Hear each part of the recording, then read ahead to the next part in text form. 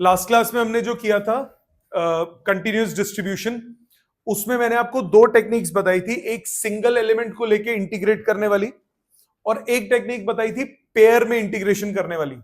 जो पेयर में इंटीग्रेशन करने वाली है वो आप कब कब लगाते हो, जब आपके पास सिमेट्रिकल डिस्ट्रीब्यूशन होता है। पेयर में करने से इजी हो जाता है, कुछ कंपोनेंट्स कैंसिल हो जाते हैं। जैसे लिखिए question, a charge capital Q is distributed uniformly on a circular ring of radius small a. Another charge small q is placed on the axis of ring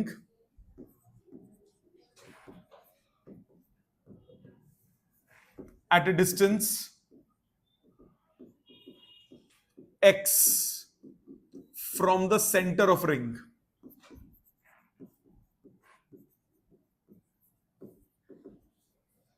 Find force on small q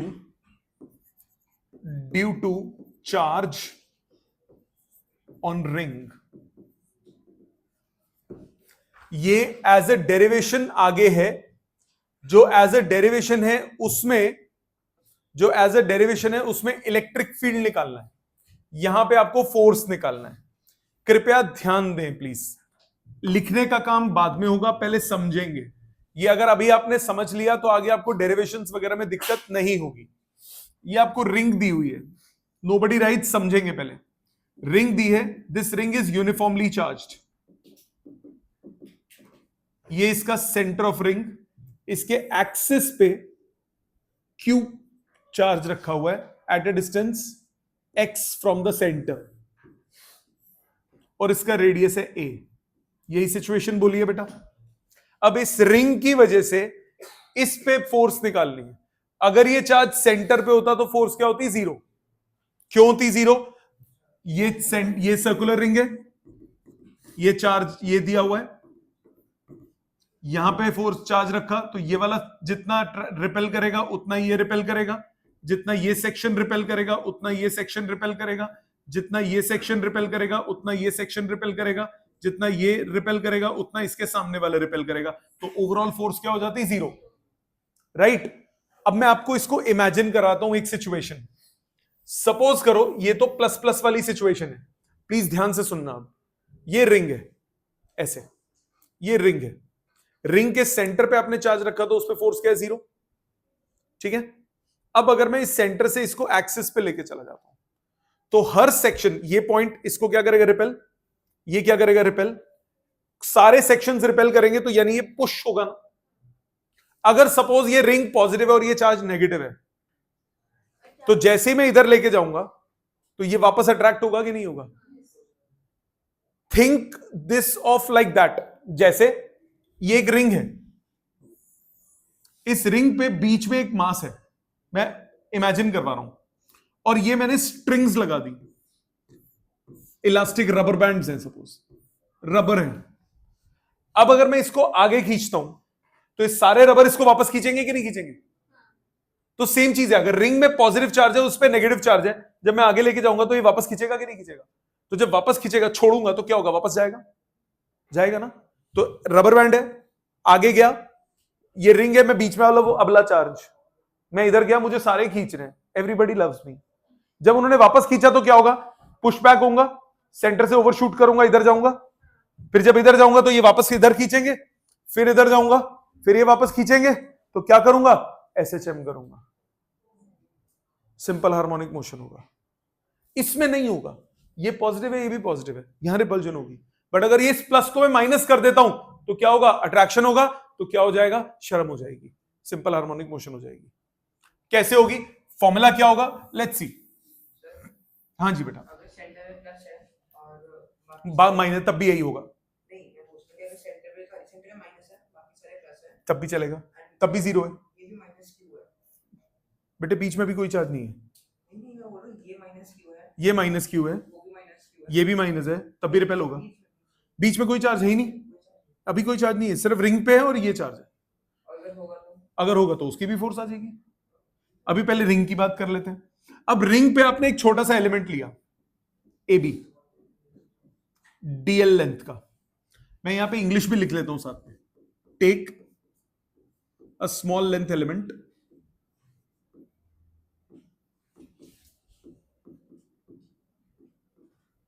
A B of length dl on the circumference। इस पे charge कितना होगा?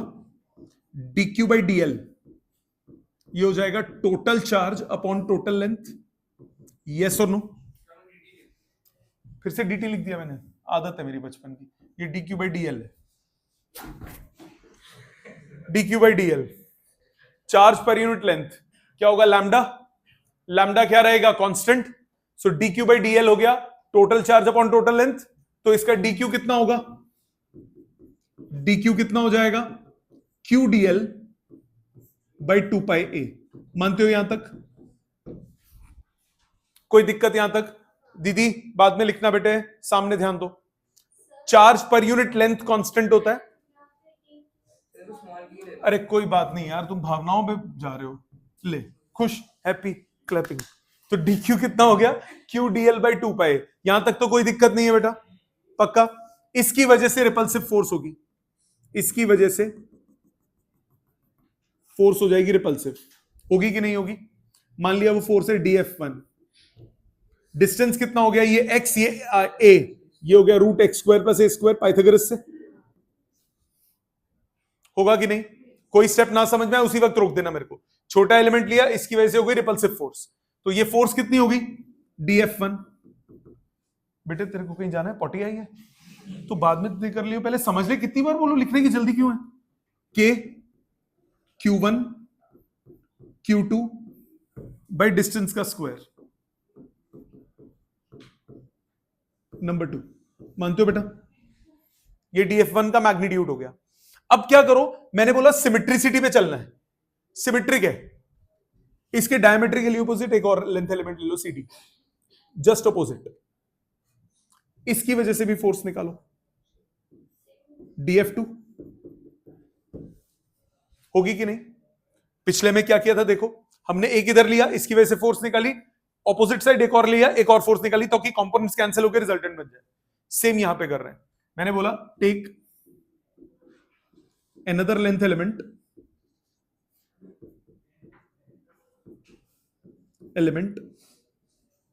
CD of same length DL diametrically opposite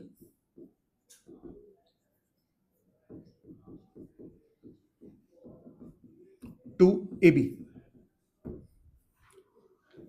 Charge on that element, charge will be same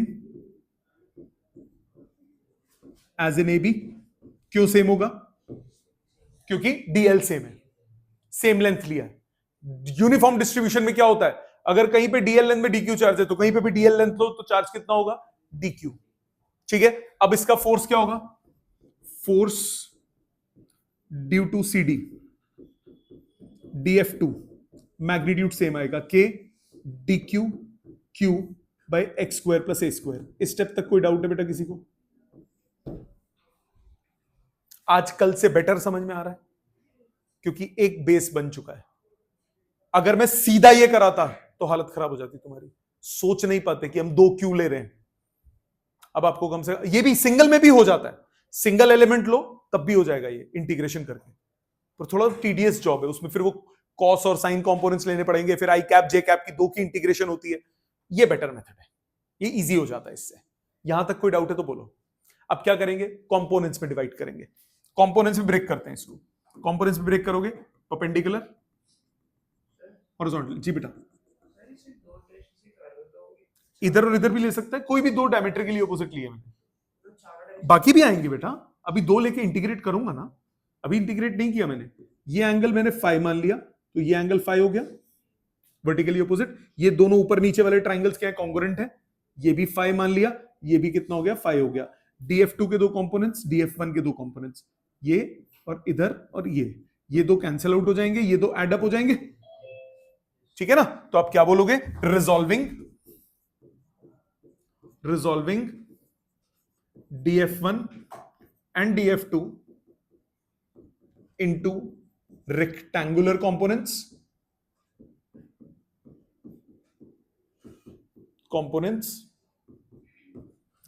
vertical components cancel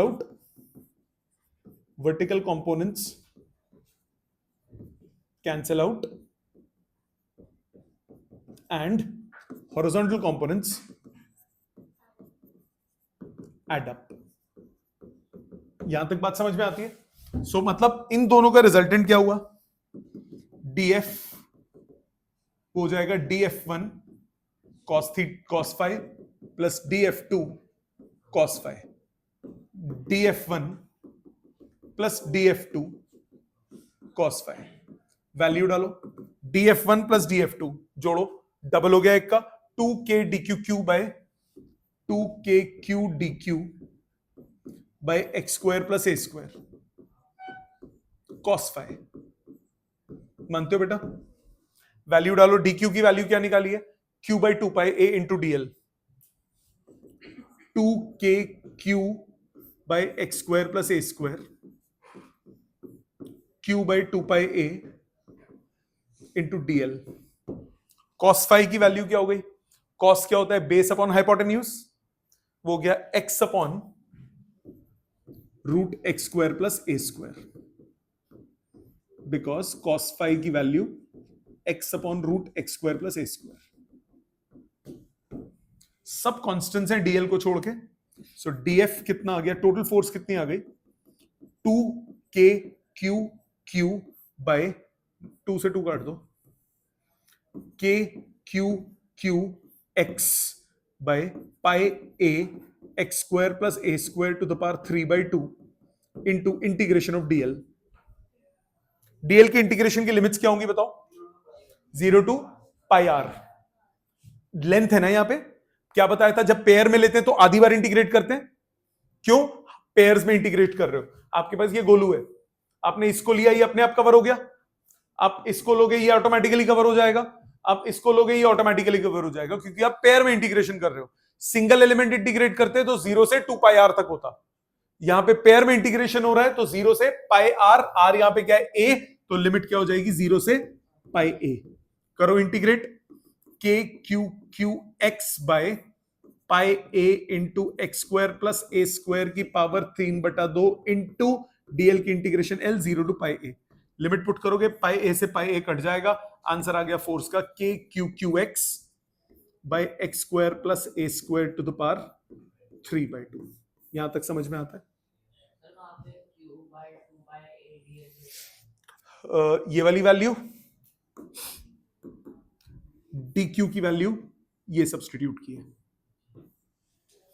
और ये वाली value cos 5 की substitute की है। समझ में आई बात, एकदम क्लियर। अब इसी क्वेश्चन में थोड़ा सा चेंज करता हूं। इसी क्वेश्चन में if charge on ring is capital Q and charge on axis is minus Q, then situation क्या बनेगी, ये प्लस प्लस प्लस प्लस, ये माइनस Q। अब ये क्या होगा, ये अट्रैक्ट करेगा रिपेल की जगह, ये क्या करेगा, अट्रैक्ट करेगा रिपेल की जगह। कंपोनेंट्स होंगे तो ये रिजल्टेंट आ जाएगा कि नहीं आ जाएगा, सेम सिचुएशन रहेगी, ये रिजल्टेंट आ जाएगा, ये रिजल्टेंट आ जाएगा। फोर्स की वैल्यू क्या होगी, सेम, मैग्नीट्यूड सेम, सिर्फ डायरेक्शन में ही तो फर्क आया। फोर्स हो गया kqqx by x square plus a square to the power 3/2। मानते हो बेटा यहां तक, kqqx upon x square plus a square to the power 3/2। ये क्लियर, मतलब सेम क्वेश्चन होगा, बिल्कुल सेम होगा, डायग्राम बदल जाएगा, सिर्फ डायग्राम बदल जाएगा। उसमें रिपल्सिव था, इसमें क्या हो गया, अट्रैक्टिव। अब इसी क्वेश्चन में एक और मसाला डल सकता है, आपको इसी क्वेश्चन में बोला if now if minus Q, या पूरा नया क्वेश्चन बना देता हूं, क्वेश्चन बिल्कुल सेम रहेगा। आपको बोला charge capital Q plus capital Q is distributed along the ring of radius A। मैं जान के यूनिट सब नोटेशंस भी सेम ले रहा हूं। of radius A, another charge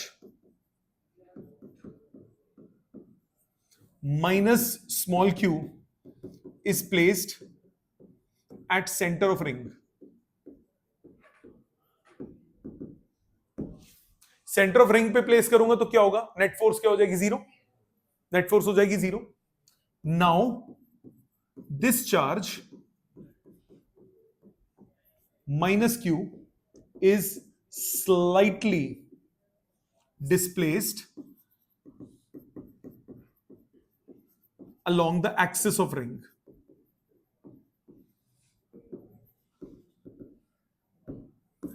Prove that it executes SHM and find its time period।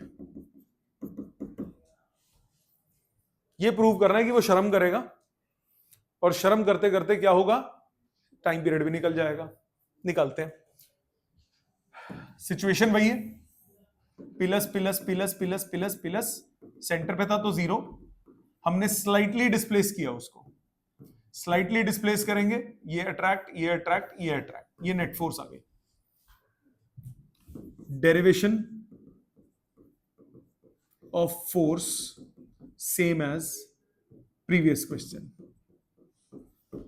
जो पिछला क्वेश्चन किया सेम चीज, यहां तक पहुंच जाओगे। यहां तक कोई फर्क नहीं, सिर्फ डायरेक्शंस का फर्क आया। फोर्स का मैग्नीट्यूड आ गया k q q x, force हो गया k q q x by x square plus a square to the power 3/2। यहां तक नो प्रॉब्लम, नो प्रॉब्लम। अब एसएचएम कैसे प्रूव करते हो? सिंपल हार्मोनिक मोशन क्या होता है? ऐसा मोशन जिसमें फोर्स एक्ट करे which is directly proportional to displacement. याद है फोर्स क्या होनी चाहिए? डायरेक्टली प्रोपोर्शनल टू डिस्प्लेसमेंट, और उसकी डायरेक्शन क्या होनी चाहिए? Towards the mean position. होनी चाहिए कि नहीं होनी चाहिए? कैसे प्रूव करेंगे? आपको क्वेश्चन में एक वर्ड और यूज किया, when minus q is slightly displaced. ज्यादा नहीं, स्लाइटली। मतलब if x is very small then a, तो x square plus a square को आप अप्रोक्सीमेटली ए स्क्वायर लिख सकते हो, एक्स स्क्वायर को नेग्लेक्ट कर सकते हो। तो फोर्स का अप्रोक्सीमेट फॉर्मूला आया K q q x by a cube. A square लिखा, ए स्क्वायर की पावर 3/2 क्या हो गया? A cube. तो आपके पास आया force proportional to displacement and force is directed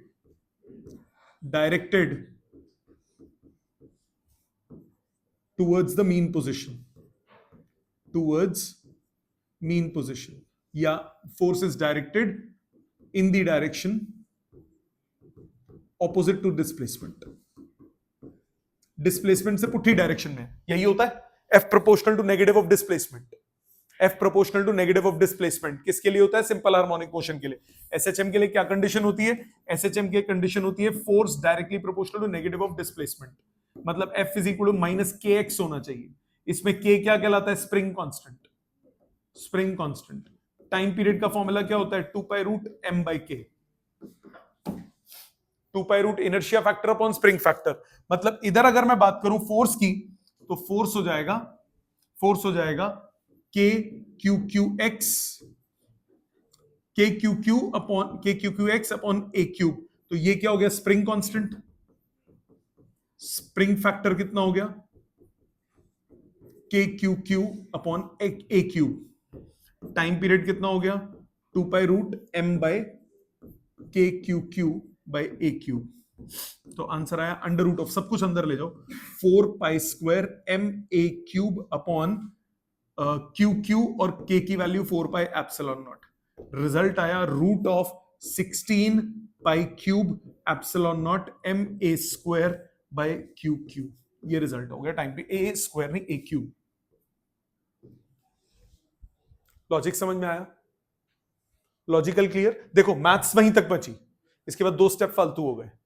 तो सिमिलर क्वेश्चन है। अब मैथ्स में अगर मैं सीबीएसई में बोलूं तो ये डेरिवेशन कोर्स में है, इलेक्ट्रिक फील्ड में, मतलब स्मॉल क्यू को उसमें क्या ले लिया 1, बाकी यहां तक कोर्स में है। अब उसमें थोड़ा सा ही तो मसाला लगाया मैंने क्या बोला?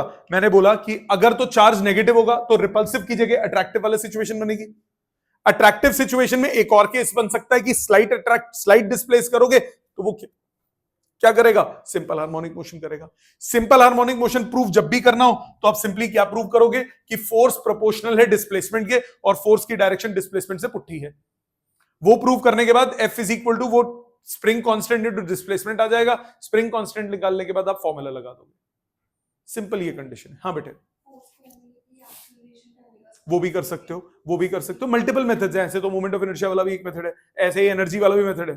There are multiple methods. ये सबसे सिंपल है, बाकी तुम्हारी चॉइस है। उसमें क्या करते हो? F is equal to ma करते हो, एक्सेलरेशन निकलता है, टाइम पीरियड का formula 2 pi root displacement by acceleration. वो भी कर सकते हो, कोई फर्क नहीं पड़ता, आपकी चॉइस है। जैसे आपको SHM आता है ना, अब वैसे लगाओ। ये मैंने एक तरीका बताया, चॉइस इज योर्स। SHM की एप्लीकेशंस की थी, मल्टीपल की थी 11th में, कोई भी टेक्निक यूज कर लो। समझ में आया? नहीं याद है SHM 11th का तो ये टेक्निक याद कर लो, ये सबसे इजी वाली है, ठीक है। बट इस टाइप के क्वेश्चन SHM स्पेसिफिकली अगर मैं बोलूं, मैथ्स में सीबीएसई में एक्सपेक्ट नहीं करता, बट मैं इस पे बेस्ड रीजनिंग क्वेश्चन और इस पे बेस्ड कंसेप्चुअल क्वेश्चन एक्सपेक्ट कर रहा हूं। पूछा जा सकता है, बिल्कुल पूछा जा सकता है। क्यों? क्वेश्चन आजकल ऐसे ही आते हैं, आपको भले ही मैथ्स नहीं बोलेगा बट कम से कम करने को बोलेगा। जैसे अभी मैंने कल मैंने आपको बता रहा था लास्ट ईयर वाला क्वेश्चन, वो मैंने एग्जैक्ट देखा, वो ऐसे था, कहता है ये positive positive positive positive positive है और यहां पे आधे सर्कल में negative negative negative negative negative negative negative, यहां पे चार्ज रखा, उसमें फोर्स की डायरेक्शन बतानी थी, अलोंग कौन से क्वाड्रेंट में होगी ये बतानी है फोर्स की डायरेक्शन। ये एक्स एक्सिस बोला, ये वाई एक्सिस बोला, कह रहा फोर्स की डायरेक्शन इंडिकेट करो कहां होगी, बताओ कहां होगी? Minus minus minus y axis. ये सारे मिलके क्या करेंगे? इधर रिपेल करेंगे, ये सारे मिलके इधर ही अट्रैक्ट करेंगे, रिजल्टेंट क्या होगा? नेगेटिव वाई वे। ये आया था पेपर में क्वेश्चन पिछले साल, इस साल वाले में नहीं, पिछले साल वाले पेपर में। तो क्वेश्चन में अप्रोच आपको तभी समझ में आएगी ना जब उसको तमीज से समझोगे। ये समझ में आया? एसएचएम वाला सिचुएशन क्लियर है? प्लीज लिख लो। अभी हम एक एनसीईआरटी क्वेश्चन करेंगे इसके बाद, ये लिख लो प्लीज। नेक्स्ट, जिसका रह गया बाद में लिखना बेटा। अब जो मैं क्वेश्चन लिख रहा हूं ये एनसीईआरटी की बैक एक्सरसाइज का क्वेश्चन है। एनसीईआरटी की बैक एक्सरसाइज में है। एनसीईआरटी की बैक एक्सरसाइज में 2 एक्सरसाइजेस होती हैं, एक मेन एक्सरसाइज, एक एडिशनल एक्सरसाइज। ये एडिशनल का क्वेश्चन है, लिखिए। फाइंड, मैं बस वो जो क्वेश्चन है वो इलेक्ट्रिक फील्ड का है, मैं उसको मॉडिफाई करके फोर्स का बना रहा हूं, बस इतना फर्क कर रहा हूं और कुछ नहीं कर रहा। तो क्यू की जगह वन की जगह क्यू यूज हो जाएगा सिर्फ। आपको बोला find force on charge small Q placed at a distance smaller from an infinite line of charge having linear charge density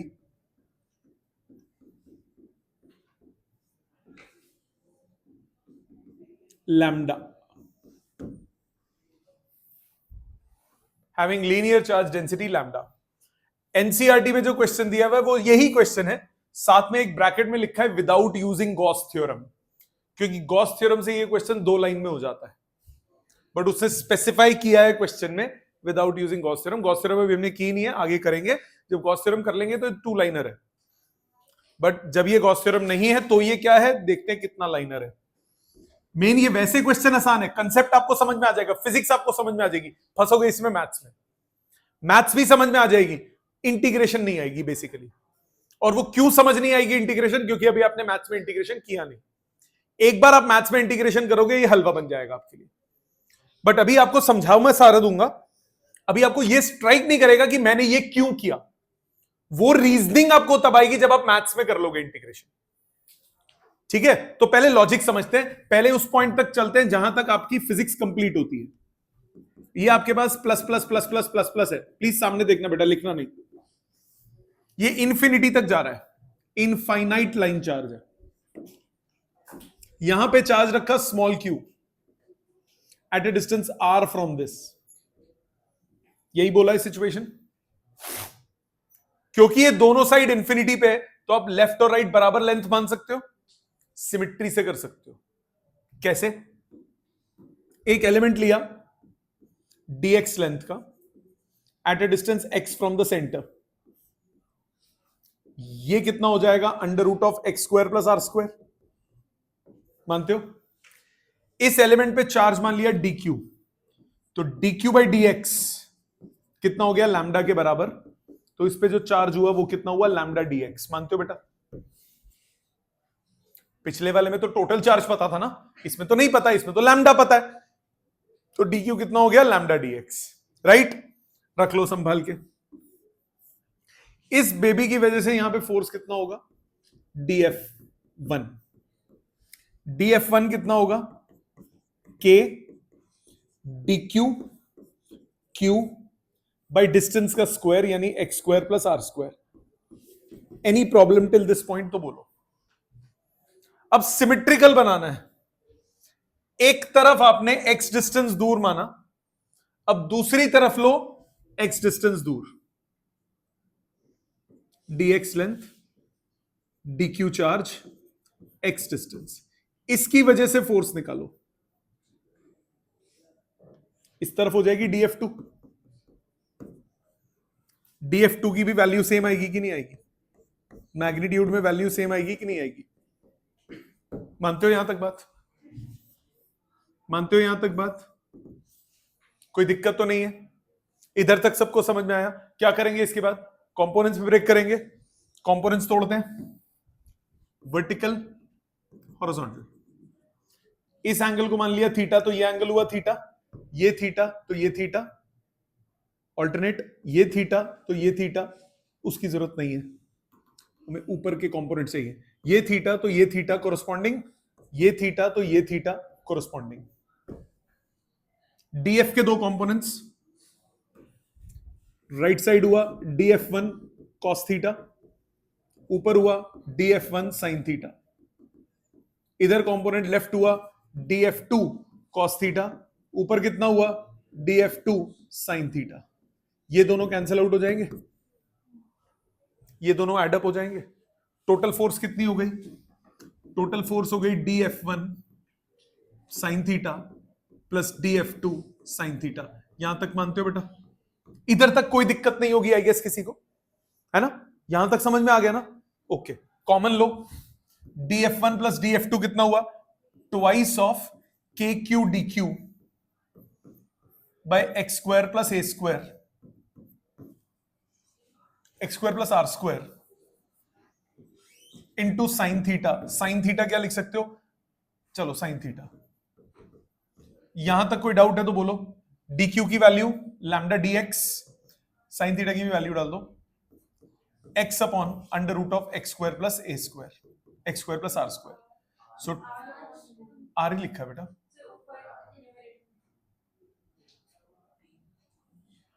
अच्छा साइन थीटा है, सॉरी, चलो एक्स बार आर, ठीक है। So 2k q r by x square plus r square की power 3/2 into dq, dq कितना है lambda dx। Integrate करो टोटल फोर्स के लिए, 2kq lambda by x square plus r square की power 3/2 integration dx upon x square plus r square की power 3/2 अंदर रहेगा। यहां तक कोई दिक्कत है तो प्लीज बोलो। यहां तक कोई दिक्कत है? समझ में आ गया? x की लिमिट क्या होंगी? आधा इंटीग्रेट करना है। x क्या है? सेंटर से डिस्टेंस। जो सबसे पहला एलिमेंट होगा वो होगा इंफिनिटी पे, जो ये एलिमेंट होगा ये कहां होगा? लास्ट वाला 0 पे। या यहां से यहां तक कर लो या यहां से वहां तक कर लो, तो लिमिट्स क्या होंगी? 0 टू इन्फिनिटी या फिर इन्फिनिटी टू 0, जो मर्जी कर लो, प्लस माइनस का ही फर्क आएगा सिर्फ। सो आपको पेयर्स में लेना है, 0 टू इन्फिनिटी। यहां तक कोई दिक्कत? इधर तक कोई दिक्कत नहीं? पक्का श्योर? इतना लिखो पहले, एक चीज क्लियर हो जाएगी। अब स्टेप 2 पे चलेंगे, जो इसको इंटीग्रेट, क्योंकि इसका कोई स्टैंडर्ड फॉर्मूला नहीं है ना, आपको तो नहीं पता ना इसका कोई स्टैंडर्ड फॉर्मूला, मैं तरीका बताऊंगा, इतना लिखो पहले। नेक्स्ट, अब आता है इसका इंटीग्रेशन, जो कि है थोड़ा सा ट्रिकी। बिटिया सामने ध्यान दे, जो कि है थोड़ा सा ट्रिकी, थोड़ा सा नहीं, थोड़ा ज्यादा ट्रिकी, थोड़ा नहीं, थोड़ा ज्यादा ज्यादा ज्यादा ट्रिकी। इतना भी नहीं है वैसे जितना मैं बोल गया। ये इंटीग्रेशन कैसे होगी? इसमें दो कॉन्सेप्ट्स लगते हैं इंटीग्रेशन के। एक लगता है इंटीग्रेशन बाय सब्स्टिट्यूशन, और दूसरा लगता है चेंजिंग ऑफ लिमिट्स। नाम भारी भारी है, दर्शन छोटे हैं, ध्यान दो। इसको इंटीग्रेट करने के लिए इसको सिंगल टर्म बनाना पड़ेगा। एक्स और आर का रिश्ता क्या कहलाता है? यहां ट्राइंगल में देखो, x upon r cot theta बना, एक्स अपॉन आर ये है कॉट थीटा, तो एक्स कितना हुआ? R cot theta. कोई दिक्कत? मैं एक्स को एलिमिनेट कर दिया, डीएक्स को भी एलिमिनेट करना पड़ेगा, डिफरेंशिएट करो, dx by d theta r, cot का derivative minus cosecant square, cross multiply, dx भी चेंज हो गया, minus r cosecant square theta d theta. ये दो चीज समझ में आती है? ये जो लिमिट्स है ये किसकी थी? एक्स की।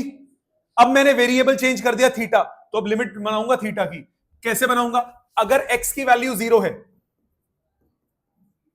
अगर एक्स की जगह 0 डालता हूं तो कॉट थीटा आएगा 0। कॉट थीटा 0 कब होता है? थीटा कितना होगा? Pi by 2, 90 degree. इसी तरह अगर एक्स की वैल्यू नॉट डिफाइंड है तो कॉट थीटा आ गया नॉट डिफाइंड, थीटा कितना हो गया? 0 डिग्री। तो ये इंटीग्रल आपके पास क्या बन गया? ये इंटीग्रेशन चेंज होके बन गया force is equal to 2k lambda, 2k lambda integration limit 0 to infinity की जगह हो गया पाई बाई 2 टू 0, लिमिट हो गया पाई बाई 2 टू 0। आगे चेंजेस करो, dx की जगह आया minus r cosec square theta d theta, minus r cosecant square theta d theta. Denominator में क्या है? X square plus r square, x की जगह क्या है? R cot plus r square की पावर 3/2। यहां तक कोई दिक्कत? यहां तक कोई दिक्कत? देखो ये सोचना पड़ेगा, ये सोचना तुम्हें बहुत आसान लगेगा जब आप इंटीग्रेशन कर लोगे। अभी थोड़ा टफ लग रहा होगा कि यार ये हमें कैसे पता लगेगा। ये समझ आया कि मैंने एक्स और आर का रिलेशन थीटा की टर्म्स में निकाल लिया, फिर मेरे पास इसमें हर जगह एक्स को हटाना है। ये लिमिट्स किसकी है? एक्स की। अब मुझे लिमिट्स किसकी चाहिए? थीटा की, क्योंकि मैं वेरिएबल बदल चुका हूं। सॉल्विंग करते हैं, अब बहुत हलवा सॉल्विंग है। R minus 2k lambda minus r बाहर, integration cosecant square theta d theta. Denominator में आर स्क्वायर कॉमन, पावर 3/2 तो क्या बाहर आया? R cube. आर स्क्वायर की पावर 3/2, 2 कट के क्या बचा? R cube. क्या बचा? 1 plus cot square, 1 plus cot square क्या होता है? Cosec square. कोसेक स्क्वायर की power 3/2, cosec cube. Cosec square theta बचा, उसकी पावर 3/2, कितना बचा? Cosec cube. Cosec square cosec cube cut गया, नीचे कोसेक बचा, ऊपर जाके हो गया साइन। हलवा इंटीग्रेशन हो गई, आर से आर कट गया। Minus 2k lambda by r square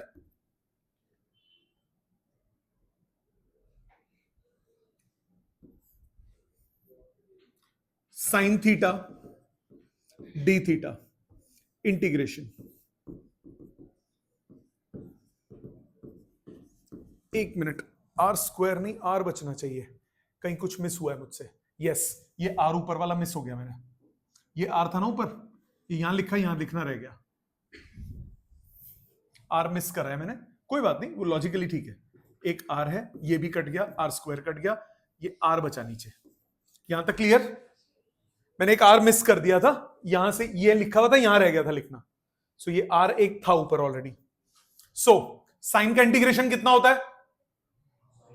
minus cos, तो ये माइनस माइनस प्लस हो गया, 2k3 lambda by r, minus cos का कॉस माइनस बाहर आके माइनस को प्लस बना दिया, पाई बाय 2 टू 0, लिमिट डालो, 2k3 lambda by r cos 0 minus cos 90, answer आ गया 2k3 लैम्डा बाय r। समझ में आई बात? ये फोर्स का फॉर्मूला बन गया। ये एनसीईआरटी की बैक एक्सरसाइज का क्वेश्चन है एडिशनल में। समझ में आई? एग्जाम में नहीं आएगा, एडिशनल का है क्योंकि, पर कंसेप्ट काम आएगा, आगे भी काम आएगा। मैंने क्या बोला? गॉस थ्योरम से इस टाइप का क्वेश्चन कितनी देर में हो जाता है? 2 लाइन। 2 लाइन भी बहुत बड़ी बोल दी। अगर एमसीक्यू आएगा तो मैं ओरल भी कर सकता हूं उस क्वेश्चन को गॉस थ्योरम अप्लाई करके। आगे पढ़ेंगे। यहां तक समझ में आया? कॉन्सेप्चुअली क्लियर है? सब छोड़ो, यहां तक क्लियर है सबको? पिंक वाला छोड़ दो, यहां तक क्लियर है ना? ये आ जाएगा समझ धीरे धीरे, मैथ सब करोगे। Concept clear? ठीक है, आज का काम असाइनमेंट में इसकी एक्सरसाइज है, असाइनमेंट में एक्सरसाइज है, असाइनमेंट में एक्सरसाइज है। बुक देना एक मिनट, मिल गई। असाइनमेंट में एक एक्सरसाइज है, पेज नंबर 20, टॉपिक 1.16, टॉपिक 1.16, मात्र 8 क्वेश्चंस हैं, ये आपको अटेम्प्ट करने हैं, मात्र 8 क्वेश्चंस हैं, ये आपको अटेम्प्ट करने हैं बाय नेक्स्ट क्लास। ठीक है जी, जयराम जी की।